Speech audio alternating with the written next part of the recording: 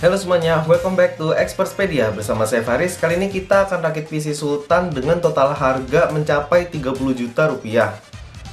Iya sih, ini mahal banget, cuman buat cuci mata lumayan lah ya. Terima kasih kepada AMD dan Imperial Indonesia yang telah mengirimkan produknya untuk kami review. Pada rakitan PC Sultan kali ini, kita berfokus untuk mengejar VGA sebagai bintang tamunya, yaitu AMD Radeon 6700 XT. VGA ini memiliki 40 ray accelerator yang salah satu fungsinya bisa digunakan untuk bermain games dengan fitur ray tracing.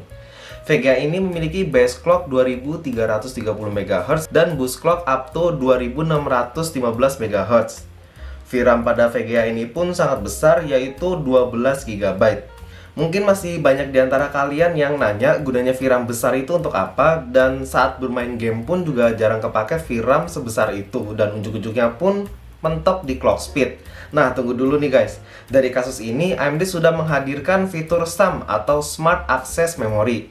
Ya, intinya VRAM kalian itu bakalan terpakai secara optimal, sehingga performa kalian akan meningkat.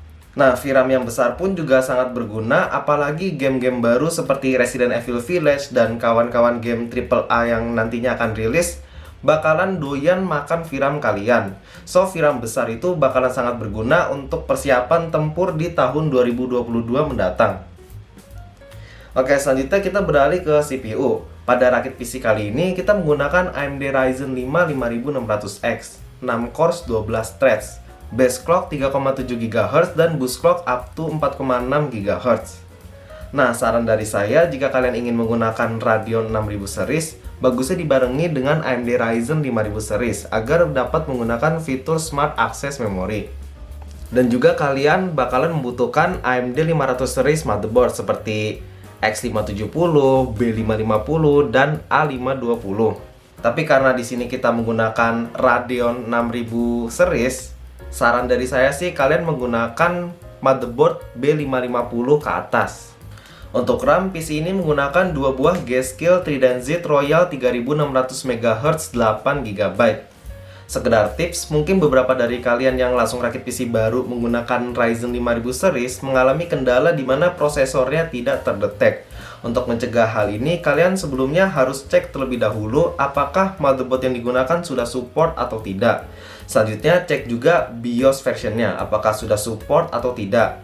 Kalian bisa cek versi BIOS bawaan dengan melihat stiker kecil di dekat baterai CMOS pada motherboard kalian. Dalam kasus yang saya alami, masih menggunakan BIOS bawaan yaitu versi 3.0, di mana versi ini belum support dengan Ryzen 5000 series.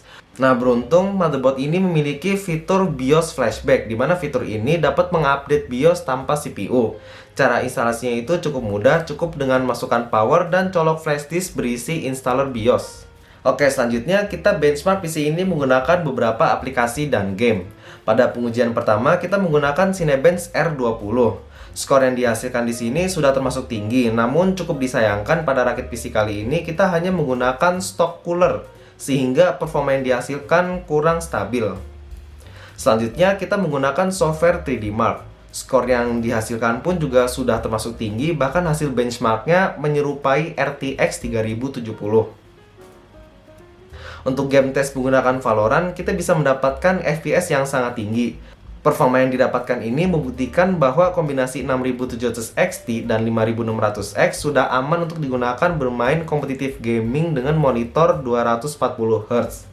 Selanjutnya, kita tes menggunakan Resident Evil Village. Di sini kita menggunakan settingan custom yang hampir ultra, kita bisa mendapatkan FPS sekitar 59. Dalam skenario ini, VRAM yang digunakan juga sudah hampir mentok ya, yaitu sekitar 11 GB. Waduh, gimana ya kalau tahun 2022 nih, pasti bakalan banyak game berat yang makan banyak VRAM. Pada game ini, kita juga tes menggunakan preset Ray Tracing, dan FPS yang didapatkan juga sudah aman di atas 100 FPS. Selanjutnya kita tes untuk bermain games Mobile Legends Ultra dengan emulator dan live stream tanpa menggunakan hardware encoder eksternal. Untuk FPS dan hasil live yang didapatkan pun juga sudah memuaskan. Kalian bisa lihat replay live streamingnya di second channel kami atau cek link di deskripsi. Pede aja ngambil Hanabi kan. Untuk kesimpulannya, Ryzen 5 5600X dengan 6700 XT dapat menghadirkan performance yang sangat baik.